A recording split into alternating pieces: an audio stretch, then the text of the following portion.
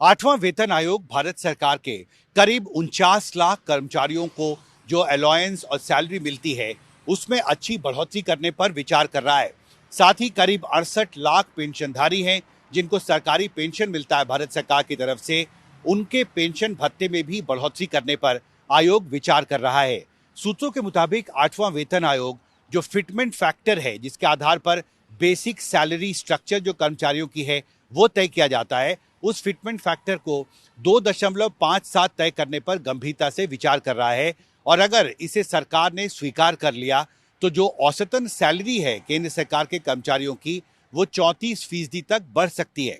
हाल ही में जो वित्त राज्य मंत्री हैं पंकज चौधरी, उन्होंने संसद को यह बताया है कि आयोग का गठन नवंबर में पिछले साल किया गया था और 1 जनवरी 2026 से 18 महीने का समय आठवें वेतन आयोग को दिया गया है, जिसमें स्टेक होल्डर्स के साथ कंसल्टेशन के बाद आयोग अपनी सिफारिशें तय करेगा और 18 महीने के अंदर अपनी रिपोर्ट सरकार को सौंपेगा। इसका सीधा मतलब हुआ कि जो डेडलाइन है वो जून जुलाई 2027 की है।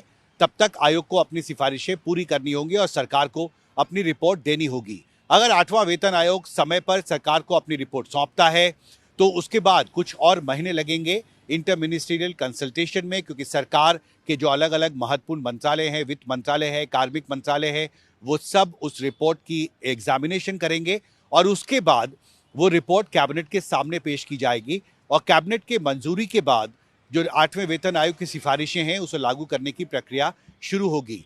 अब तक जो एक ट्रेंड रहा है, जो कन्वेंशन है, वो 1 जनवरी 2026 से रिपोर्ट की जो सिफारिशें हैं उसको लागू करने का रहा है। इसका सीधा मतलब हुआ कि अगर ये रिपोर्ट 2027 के अंत तक या 2028 की शुरुआत में लागू की जाती है तो जो सरकारी कर्मचारी हैं और पेंशनधारी हैं उनको एरियर भी मिलेगा और ये एरियर 1 जनवरी 2026 से लागू होगा। महत्वपूर्ण ये है कि 7वां जो वेतन आयोग था उसने भी सरकारी कर्मचारियों और पेंशनधारियों का जो सैलरी स्ट्रक्चर है उसके लिए 2.57 का फिटमेंट फैक्टर तय किया था और इस पिछले बार भी अच्छी बढ़ोतरी उनके सैलरी में हुई थी। अभी फिलहाल जो कर्मचारी संगठन है वो ये मांग कर रहे हैं कि फिटमेंट फैक्टर को और बढ़ाया जाए, 3 से 3.25 तक किया जाए और अगर आयोग इस पर सिफारिश करता है तो जो सैलरी है औसतन वो 18,000 से 54,000 तक अलग अलग स्तर के जो सरकारी कर्मचारी हैं उनकी बढ़ जाएगी। तो निश्चित तौर पर एक अच्छी खबर है। सकारात्मक तरीके से इस प्रक्रिया को तैयार करने की जो कवायद है वो चल रही है। स्टेक होल्डर्स के साथ कंसल्टेशन किया जा रहा है और अगले साल के जून तक आयोग जो है वो अपनी रिपोर्ट फाइनल करके सरकार को सौंप सकता है। दिल्ली से अमन और शेख मोमिन के साथ हिमांशु शेखर।